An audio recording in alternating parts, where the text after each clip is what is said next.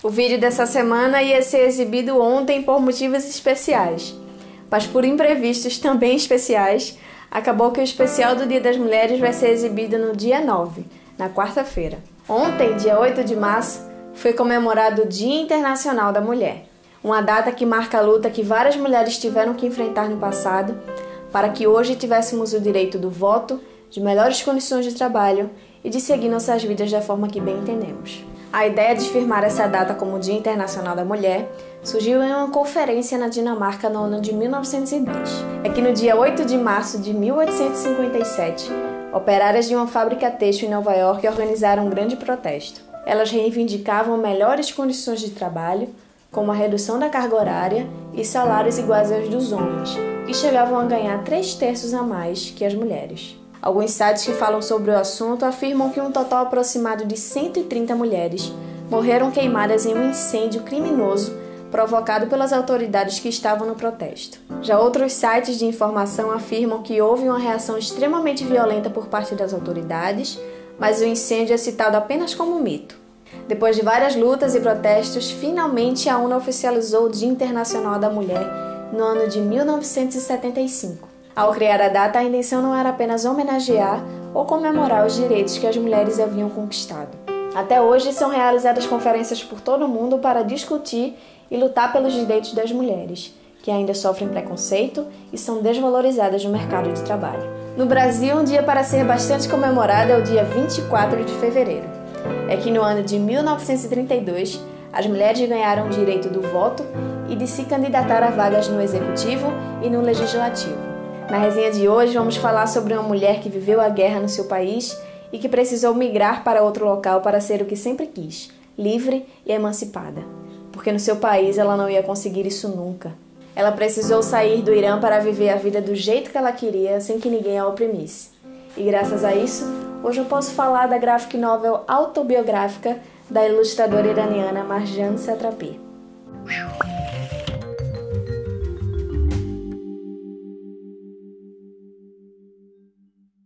Apesar de tratar de um tema denso e não muito agradável, que foi a transição do Irã ao regime xiita, Persépolis é uma leitura leve, bem-humorada e instigante. Marjane Satrapi nasceu no ano de 1969 em uma família politizada e moderna.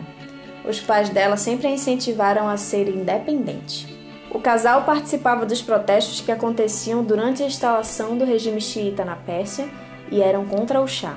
Quando ainda era muito pequena, Marjane era completamente apaixonada pelo tema e interrogava todo mundo que tivesse alguma participação ou soubesse de alguma coisa que estava acontecendo no seu país. Após o estouro da guerra Irã-Iraque em 1980, as coisas ficaram feias para quem era contra o regime instalado.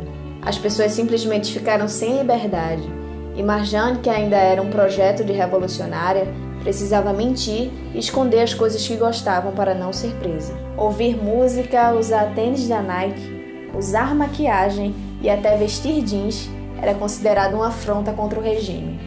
Festas, bebidas alcoólicas, qualquer tipo de entretenimento era expressamente proibido. Mesmo sendo ainda muito nova, Marjane estava completamente revoltada com essa situação. E para mostrar de onde veio e honrar os princípios da sua família, ela virou uma pequena punk. Usava jeans, tênis da Nike e ouvia cantores ocidentais como Michael Jackson e Iron Maiden. E foi por isso que com apenas 14 anos, os pais da Marjane resolveram enviá-la para morar sozinha na Áustria. É que ela não tinha papas na língua quando ela via algum movimento opressor na escola e nas ruas, e os seus pais temiam pela vida da sua filha.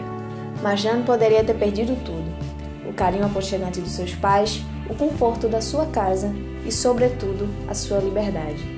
Mas se tinha uma coisa que ninguém poderia tirar dela, era o seu esforço e a sua inteligência. Foi quando se viu sozinha na Europa que ela percebeu que ela não poderia deixar de estudar todos os temas relevantes para a sociedade. Só assim, ela poderia fazer diferente em um país que não a acolheu. Marjane passou fome, dormiu várias noites na rua e quase morreu de bronquite por causa do frio. Foi depois de parar no hospital que ela resolveu voltar para casa. A guerra, que havia durado 8 anos, já havia acabado, mas a falta de liberdade ainda era uma problemática do país. Andar no Teherã era como caminhar sob lápides. Em cada esquina se viu o nome das pessoas que morreram na guerra. É que, como prêmio de consolação para as famílias que tiveram parentes mortos, as ruas foram batizadas com o nome dos mártires. Após voltar da Europa, Marjane passou por um período depressivo e quase morreu novamente. Dessa vez foi por tentar suicídio. Após nascer de novo, ela resolveu voltar a estudar. E foi na Faculdade de Belas Artes em Teherã que ela se formou em comunicação visual e se politizou ainda mais. Marjane ainda tinha o mesmo senso revolucionário de quando ainda era uma menina. Desta vez a luta era discreta. Na faculdade, mostrar os pulsos, ter um walkman, usar maquiagem e até usar uma meia vermelha poderia render um dia inteiro no comitê.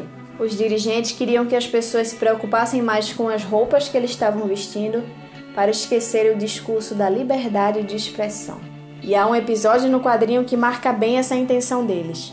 Um belo dia, quando Marjane estava correndo para pegar o ônibus porque estava atrasada para ir para a faculdade, ela foi abordada por 2 guardas, que pediram para ela parar de correr, porque quando ela corria, o traseiro dela fazia movimentos obscenos. Para você ver que não é a roupa que você usa que vai fazer você sofrer assédio no meio da rua.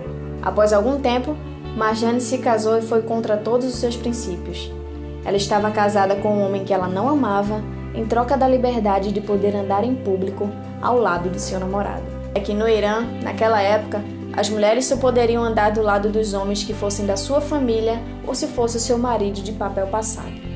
Caso um casal de namorados fosse flagrado no meio da rua, eles teriam que se ver com a polícia. E foi por mais este motivo que Marjane saiu do Irã para nunca mais voltar. Hoje, Marjane tem 46 anos e vive na França. Virou escritora e ilustradora. Escreveu Persépolis em francês para mostrar aos seus amigos e o quadrinho foi sucesso de público e de crítica. Em 2004, ganhou o prêmio de melhor história em quadrinhos da Feira de Frankfurt. Marjane também narrou a história do seu avô na graphic novel Frango com Ameixas e retratou a reunião das mulheres da sua família na graphic novel Bordados, que foi o último livro dela lançado aqui no Brasil pela Companhia das Letras. As imagens de animação que vocês viram durante o vídeo é do longa-metragem que foi adaptado para os cinemas em 2007 e foi exibido no Festival de Cinema de Cannes. O filme chegou a receber uma indicação ao Oscar, mas acabou não levando o prêmio para casa. E eu nem preciso dizer porquê, né? É isso aí, galera. Esse foi mais um vídeo da coluna Tem Que Ler do blog Harlan Coben Brasil. Espero que vocês tenham gostado. Me contem nos comentários se vocês já assistiram ao filme ou se já leram essa graphic novel e me digam o que vocês acharam, que eu vou adorar discutir isso com vocês. Eu vou deixar o link do filme na descrição caso vocês queiram ver e vou também deixar um link para uma matéria da revista super interessante que fala sobre o uso do véu em vários países do Oriente. Caso vocês se interessem pela história e queiram comprar a graphic novel, é só entrar pelo link na Amazon que eu vou deixar aqui na descrição, que vocês ajudam o canal com uma pequena comissão. Não se esqueça de curtir, de compartilhar com seus amigos e de se inscrever no canal caso ainda não tenha feito isso. E que todas tenhamos um feliz Dia das Mulheres.